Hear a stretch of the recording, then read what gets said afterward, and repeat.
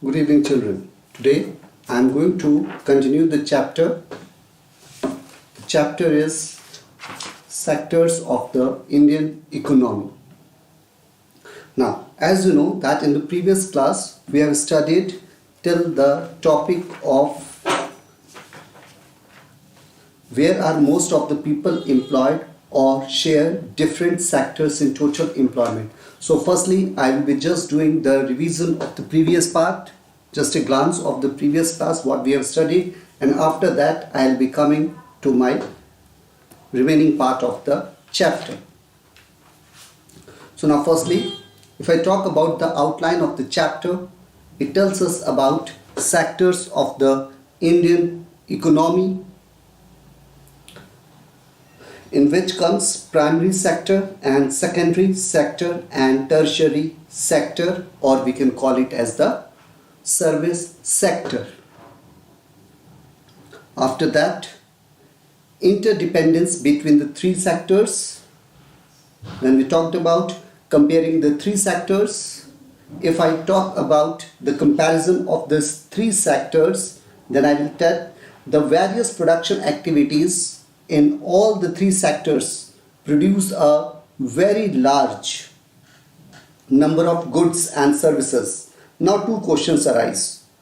First question is, what is the contribution of these sectors in the production of total goods and services of the economy? Then, how do we count the value of various goods and services produced in each sector? Then, the next point is, how do we count the value of various goods and services produced in each sector? Then I talked about we need to understand the meaning of the intermediate goods and final goods. Now the point is, what do you mean by intermediate goods? Intermediate goods are those producer goods which are used by the producers in the process of production. For example, a farmer uses seeds, fertilizers, water, etc. to produce wheat. A carpenter uses wood to produce or manufacture furniture. A publisher buys paper for the production of books. And the important thing is, thus, intermediate goods are sold by one producer to another, either for further processing or for resale. And the next point is final goods. Now what are the final goods? Final goods are sold to final users. They are neither meant for further processing nor meant for resale. Now, as you can see, the factors that led to create employment opportunities: diversification of agriculture, expansion of irrigation facilities, provision of basic facilities, provision of local industries and services, expansion of education and health facilities, tourism and regional craft industries, creating employment opportunities in urban areas. Now, so today I am going to begin my topic from division of sectors. There are two sectors, children. One is the organized sector and the other is the unorganized sector. So now firstly we should see, on the basis of terms and conditions, on the basis of terms and conditions of employment, economic activities can be divided into organized and unorganized sector. Firstly, let's talk about organized sector. What is this organized sector? Organized sector covers those enterprises or places of work where there are rules and regulations of work. Workers of organized sector get regular and assured employment.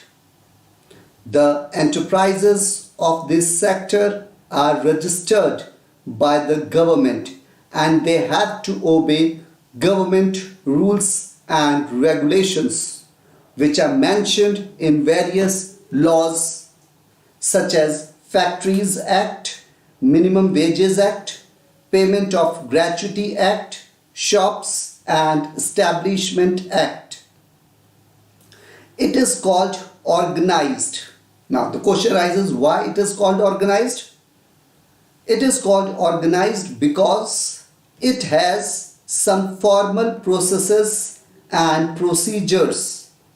That is why it is sometimes also called formal sector.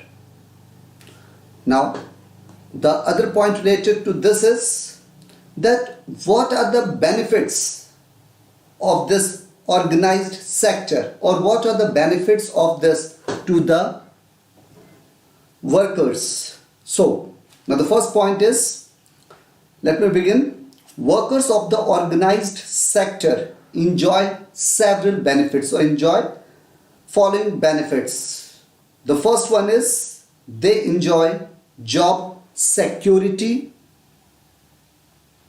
Second point, they work only for a fixed number of hours. If they work more, they have to be paid overtime by the employer. They also get social security benefits from their employers like PF or Provident Fund, gratuity, pension, etc. The next point is they also get paid leaves, medical benefits under the laws, clean drinking water and safe working environment. Now if I children talk about this benefits to workers in this epidemic, the best sector is the organized sector only, because the persons cannot be removed from their jobs because there is the job security, whereas in the other sectors there is a danger in this field. There is no job security. Now let's move to the next point. My next point is organized sector. Now what is this organized sector?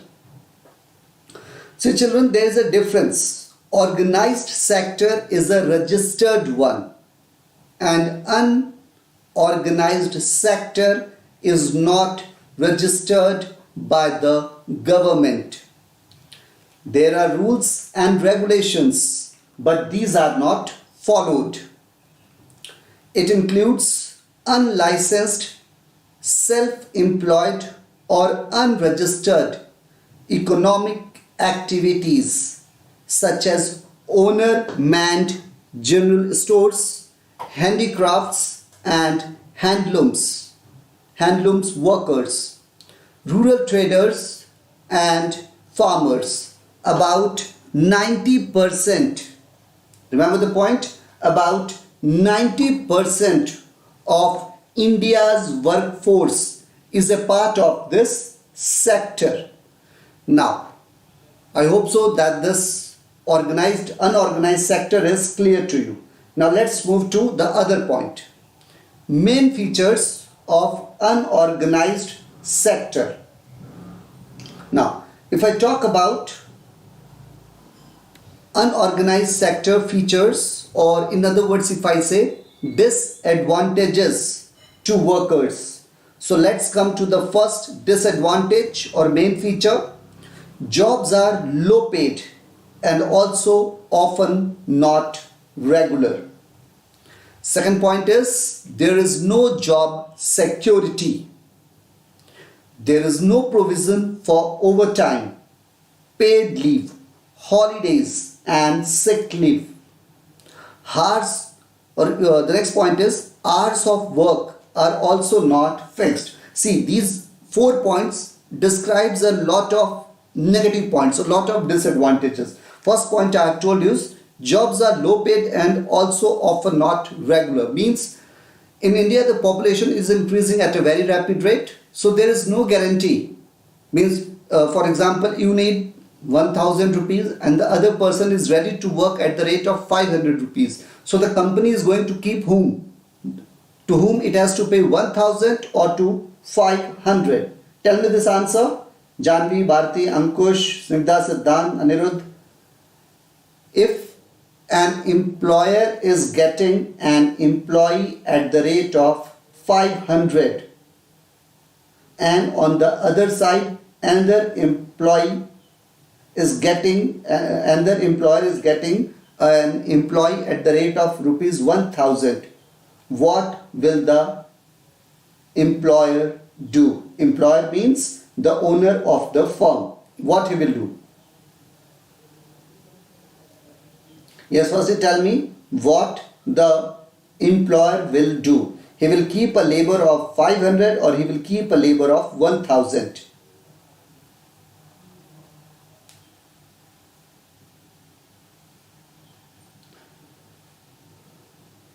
Okay, yes Priya. It's an obvious thing that if you are the owner, then you will like to keep the labor at the lowest rate. So you will be keeping the labor whom you have to pay only 500 rupees. So that's why the jobs are low paid. Now the second point is no job security. For example, if your work is over, जो भी आपका काम था, काम पूरा हुआ, अब आपके पास काम नहीं बचा, आप उस लेबर को कहते हैं कि भैया that's enough for today, we don't need you. Now the company don't requires you. So by this what will happen? लोगों को बाहर होना पड़ेगा. Nowadays you can see in the malls, in the various shopping malls you can see that earlier in the company nearly 5 or 7 people used to be there in a showroom, but now there are only 1 or 2. So that is totally, there is no job security. Now the working hours are also not fixed. There is no fixation of working hours. One child has mentioned me the point. There is also not paid leave for the workers. If the worker is taking leaves, then he will have his salary will be deducted. It means LWP. LWP stands for leave without payment. So all these things are prevailing in the private sector or in the unorganized sector. Hours of work are also not fixed. It can be 8 hours also, it can be 10 hours also, or you can even be called on Sundays or on other holidays. Whereas in the government sector or in the organized sector, all such kind of facilities are prevailing. Now, we can now summarize the difference between the organized and unorganized sector. Now let's talk about, see, I'm just telling you the difference between organized and unorganized sector. First basis is registration. In organized sector, the enterprises of this sector are registered by the government, whereas in an unorganized sector, it is not registered by the government. Okay, if I talk about scope, in organized sector, it includes those enterprises or places of work where terms and conditions of employment are fixed. Means whatever at the time of joining you sign a bond, you sign the terms and conditions, and all the duties will be according to that only. Whereas if I talk about a scope in the unorganized sector, this sector covers small and unincorporated enterprises, self-employed people and millions of farmers. If I talk about the rules and regulations in the organized sector, this sector is governed by government rules and regulations, whereas in an unorganized sector, this sector is not governed by government rules and regulations. Whatever the company owner wants, he can do according to that. Next point is alternative name. This sector, organized sector, is also known by the name of formal sector. Remember the other name?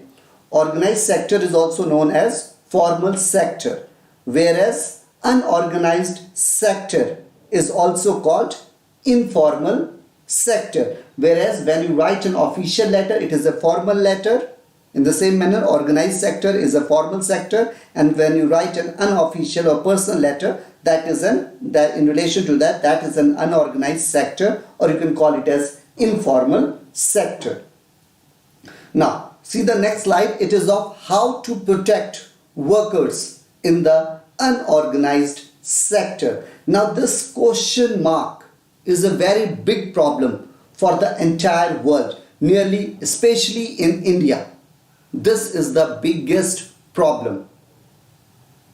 Now, in short, if I say, in India or in all the nations nearly, job opportunities are very low. A large number of people are forced to enter the unorganized sector to earn their livelihoods. Now, I would like to start it. The job opportunities in organized sector are very limited. As a result, a large number of people are forced to enter the unorganized sector to earn their livelihood. Means without any choice, without your targets, you just enter in a firm or in the unorganized sector so that you can earn your livelihood. As we have studied in the preceding section, the working conditions in the unorganized sector are very poor. You all would have seen that the companies or some private firms are there. Unorganized sector is totally not favorable for working. Or you can say the unorganized sectors are very poor.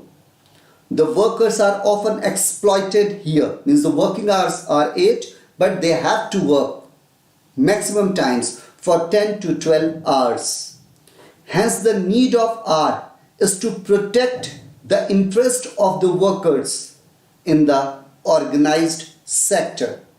Now, if I make a comparison of unorganized sector in rural and urban areas, listen my point. Comparison of unorganized sector in rural and urban areas. Now, what point will come? And this the point which will be coming is, firstly I'll tell you certain points about rural areas. Rural areas, then urban areas. In rural areas, landless agricultural laborers are there. Means those people, those farmers or those peasants, those who are not having the land. So they are landless agricultural laborers. And in urban areas, workers in small industries. They work only for a short duration of time. For example, if there is a company or if a small industry is there who makes umbrellas or raincoats. So this umbrella or raincoat is meant for only 2-3 months, not for the whole year. So the workers who are working there or the laborers, those who are working there, after 2-3 months, they will be unemployed. In rural areas, if I talk about, small and marginal farmers are there. Some farmers are very small and some are marginal farmers. Whereas in the urban areas, casual workers in construction, trade and transport. From the last 3-4 months, if you see, in terms of construction, that is degrading, has this month it has started, but earlier in the month of March, April, May, it was totally stopped. Then came the rainy season, it was stopped. The same thing is there in trade and transport. You yourself would have seen how much purchasing you have done in the last 3-4 months. You will see that is also decreasing down. Why? Because now the people are not entering in the markets. Due to this corona, they are not entering, and that's why if you are not entering, you are not purchasing. Next point is, in the rural areas, sharecroppers. In the villages, in the rural areas, there are sharecroppers. Means if 100 kg of production has taken place, then in the rural areas, the sharecroppers get only 20% of that. जैसे कि आपके खेत हैं, आपकी ज़मीन है गांव में, आपने अपनी खेत को बटैया पे दे दिया है किसी दूसरे किसान को या किसी लेबर को, उसने उस पर खेती करी, उस पर टोटल जो पूरी फसल निकली वो 100 किलो की निकली। उसने क्या किया, 50% आपको दिया और 50% उसने खुद रख लिया। वो उसका 50% फायदा हुआ और आपका 50%, लेकिन आपने उसको फसल के लिए बीज, खाद, पानी, बिजली बिल ये सब आपने उसको दिया था। तो that is also there in the rural areas. अच्छा, if I talk about the same thing in the urban areas, you would have seen the street vendors, जो सड़कों पे दुकानें लगाते हैं या जो ठेले लगाते हैं, तो उन लोग की भी सेम हालत है, उन लोग की बेहालत इन्हीं की तरह होती है। अब इन दिनों में देख लो, पिछले 4-5 महीने में आपने देखा होगा कि जो वेंडर्स हैं, जो स्ट्रीट वेंडर्स हैं, वो खाली जा रहे हैं। जो गोलगप्पे की दुकान, बताशे की दुकान है या जो टिक्की वगैरह की, चाउमीन की दुकान लगाते थे, वो खाली जा रहे हैं। Why? Because the people are not moving out. The same thing goes with ice cream also.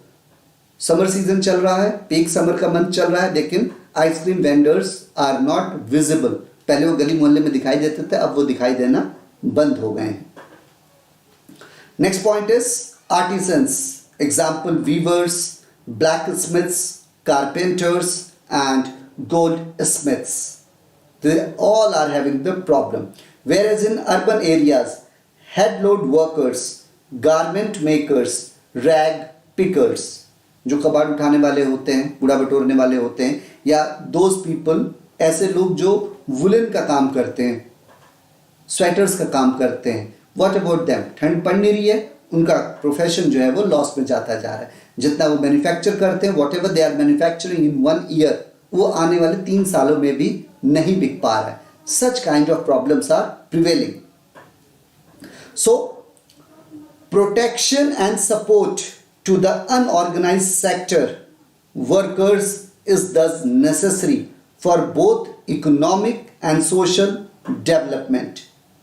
Workers in the unorganized sector can be protected in the following methods or by the following ways. The first one is creating ample job opportunities in the non-farm sector.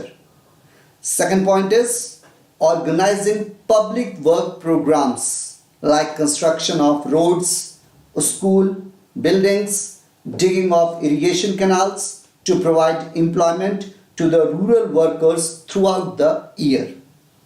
Third point is introducing some social security measures by the government for such workers. So these are the particular things. Now, if I talk about sectors on the basis of ownership or classification, then on the basis of ownership of assets, the economic activities can be broadly classified into 2 sectors. The one is the public sector and the other is the private sector. सबसे पहले हम लोग बात करते हैं public sector की. Let's talk about the public sector. What is this public sector? Public sector implies all those occupations and economic activities owned and controlled by the government. In other words, the sector of production which is under complete control of government is termed as public sector. Public sector undertakings may be under the construction or may be under the control of central government, state government and joint control of central and state governments. These industries are generally termed as public sector undertakings or PSUs. These public sector undertakings include railways, post and telegraph, Steel Authority of India Limited, or in short we can say that SAIL, National Thermal Power Corporation or NTPC, etc. So these are the areas. Now the next point is, what is the role of public sector? Now if I talk about the role of public sector, several points are there. Now we shall see why India has given importance to public sector in its economy. Okay, before this, I would like to tell you about the private sector also, so that your topic comes clear. Now, what is private sector? Can anyone tell me what do you mean by private sector? Define. All the children, tell me the answer of private sector.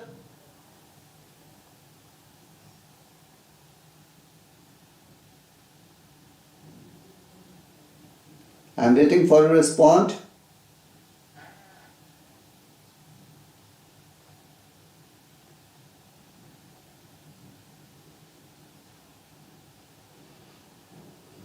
I have told you about the public sector. Now you people tell me the meaning or the definition of private sector.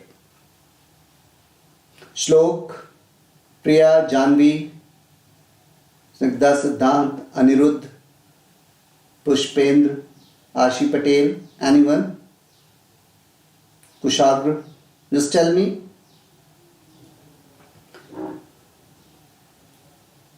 Okay, so nobody is telling me. So I should define it. Okay. One child has sent the answer. Private sector is a sector owned by an individual and it focuses on profits. Correct answer. Very correct answer. That the main purpose of the private sector is to earn profit. So now, according to me, private sectors refers to all those occupations and economic activities which are privately owned and controlled. It includes all those institutions which are engaged in the production and distribution of goods or services and are in private hands. This sector is mainly guided by the motive of profit. At present, a major part of our economic activities are in private sector. About 80% of the country's economic activities are carried out in this sector. Agriculture, retail trade, cottage industries, professionals such as doctors, advocates, chartered accountants, etc. normally come under private sectors. Most of the big companies are also in the hands of private sector in India. For example, Tata Iron and Steel Company, Reliance, Bajaj and Infosys are the examples of private sector companies. And if I quote about the example, all the doctors, maximum majority of the doctors are in the private sector only. They are practicing and they are earning a good income. So that's why I would say that in India, 80% of the country's economic activities are carried out in this sector only. So now, as I have told you about the private sector and the public sector, there is a difference, especially in terms of profit. In the private sector, the profit goes in the pocket of the owner, whereas in public sector, the profit is used on the citizens of India. It means if the company is having any benefit, then that money will be used for the betterment and development of the nation. Now, let's talk about role of public sector. Now, we shall see why India has given importance to public sector in its economy. Means why public sector is given more importance. Let's talk about this point. The first point is development of infrastructure. Second point is government support in some activities. Third point is provides basic facilities. Now let's talk about development of infrastructure. Development of infrastructure is an essential requirement for rapid economic development of the country. Without the development of infrastructural facilities like transport, communication, power, irrigation, education, basic industries, etc., economic development is not possible, especially communication, power, transport, irrigation, education, and basic industries. Without these areas, economic development is impossible. These infrastructure facilities are developed only by the public sector of the country. Because a very big because is there, because private sector does not take interest in their development due to lack of resources and less profitability. Now, if the private sector starts doing all these kind of work, then there would be no profit to them, and their main intention is to get only profit. My next point is government support in some activities.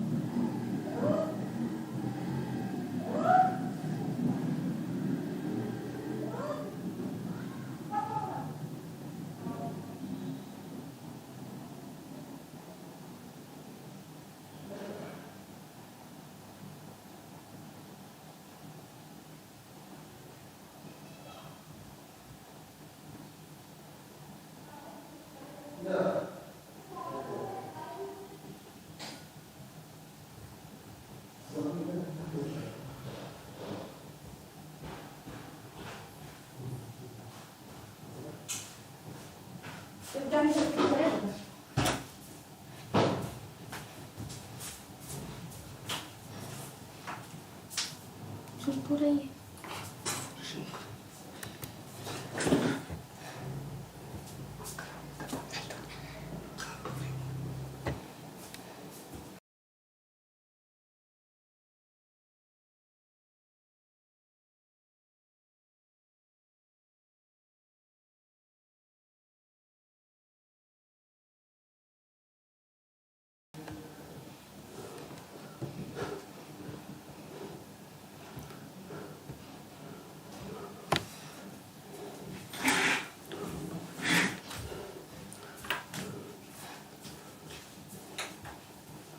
Okay, now I hope so it's not buffering.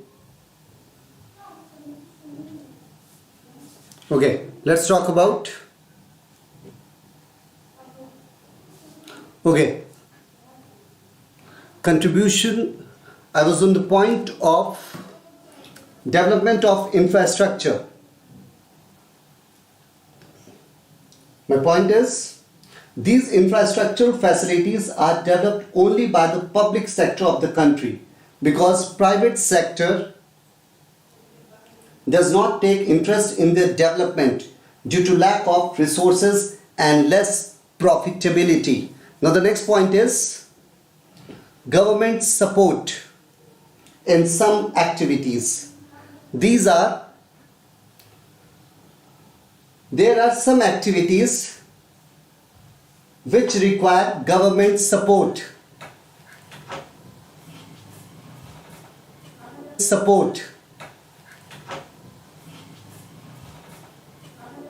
There are some activities which require government support and encouragement in public interest.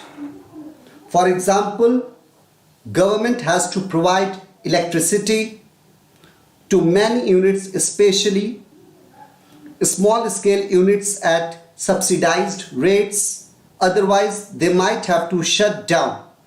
Similarly, our government protects the interest of both farmers and consumers through public distribution system, that is PDS, public distribution systems.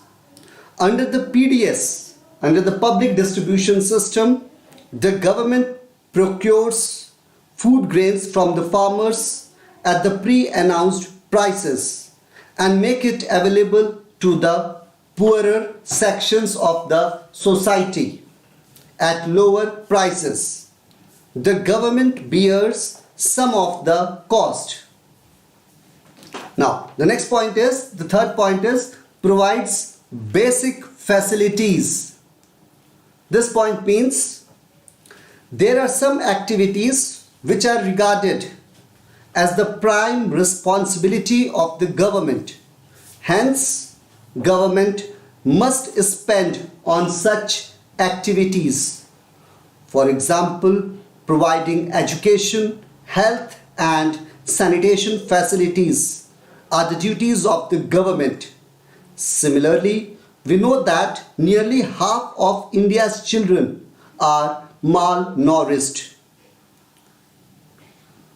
Government should also spend money on the welfare of children and on aspects of human development, availability of safe drinking water, housing facilities for the poor, and food and nutrition. It is also the duty of the government to take care of the poorest and most ignored regions of the country through its increased spendings. Now, as you know, children, that whenever each year or whenever new kind of government comes after the elections, they make promises of housing, water, electricity. Always in elections, three terms are commonly used, that is housing, water and electricity. Why? Because these are the basic sectors. These are the basic prime responsibility of the government to take care of all these fields. It is very must. On the basis of this only, the area can develop or it can progress. And now, children, let me have 5-6 questions on this topic. Are you ready for the questions?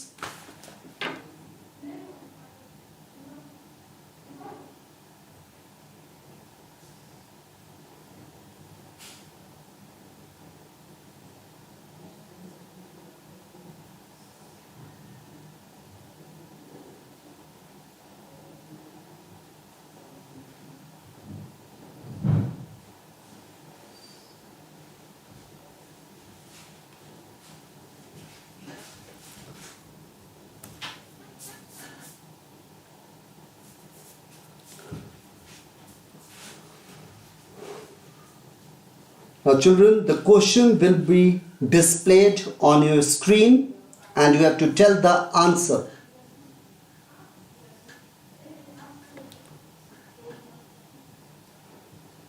And now, one more thing, your subjective test will be of this chapter only.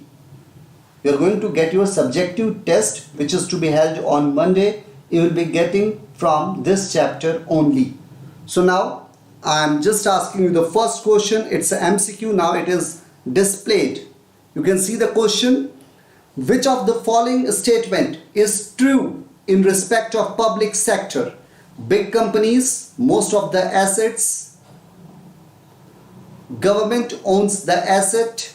Option C, a group of people owns most of the assets.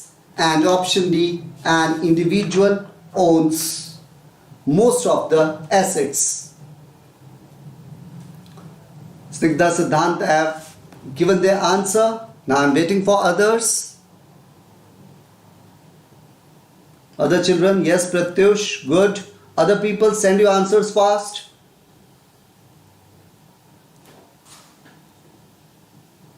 Okay, the correct answer is option B, that is government owns the assets. Now the next question. The next question is public enterprises are owned by option A, individual owner, option B, government, option C, both A and B, and option D, none of the above.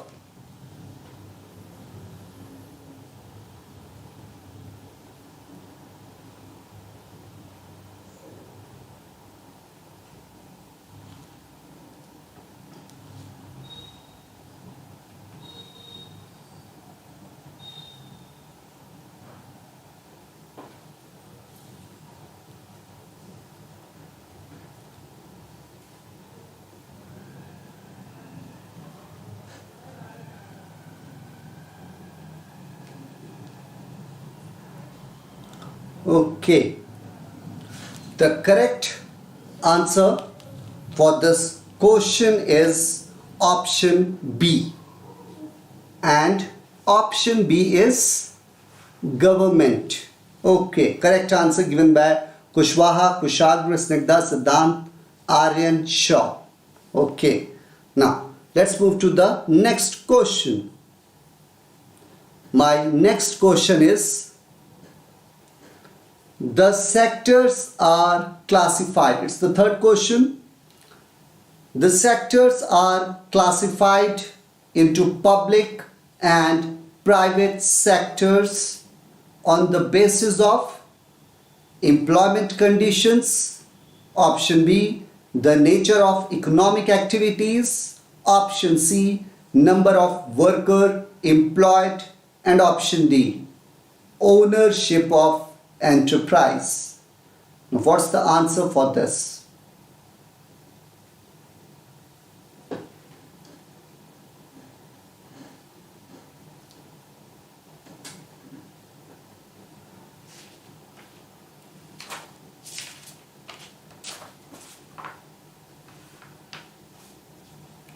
Okay, children, the correct answer for this question is option D, ownership of enterprise. Now the next question. My next question is, the motive of public sector. The motive of public sector enterprise is profit making, entertainment, social welfare and security, and none of these.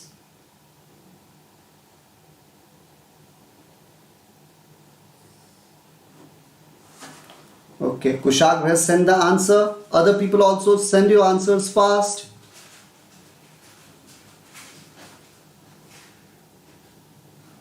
Okay, 2 children have sent.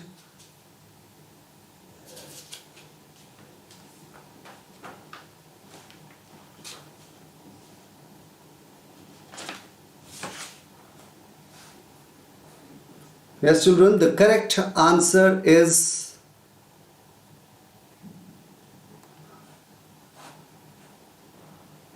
social welfare and security. Remember, children, the motive of private sector enterprise is to only profit making, whereas this public sector works for social welfare and security. Now the next question. My question is, railway is an example of private sector, public sector, secondary sector, or none of these. What's the answer for this?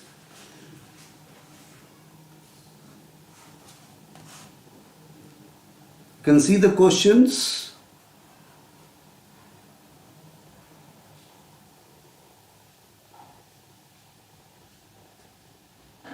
Okay. Yes, children have sent their answer. And the correct answer is option B, which is given by all of you, that is public sector. Now, let's move to the other question. Yes, Pratyush, Priya, Kushwaha, Snigdha, Siddhant, Kushagra, your answer is correct. That is 5B. Now, look to the sixth question. The sixth question is, good Aryan Shaw, Pratyush. Now you can see the next question. The next question is, for how many days employment assurance has been provided under Manrega Act? Options are 150 days, 365 days, 200 days, and option D, 100 days.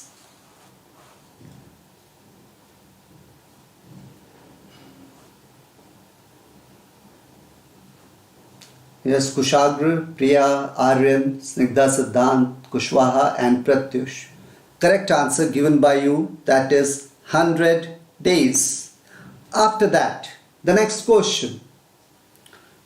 The government of India has implemented the right to work in option A 2004, option B 2005, option C 2006 and option D 2007. Now, what's the correct answer? The question will be shortly displayed on your screen and you have to tell me the answer.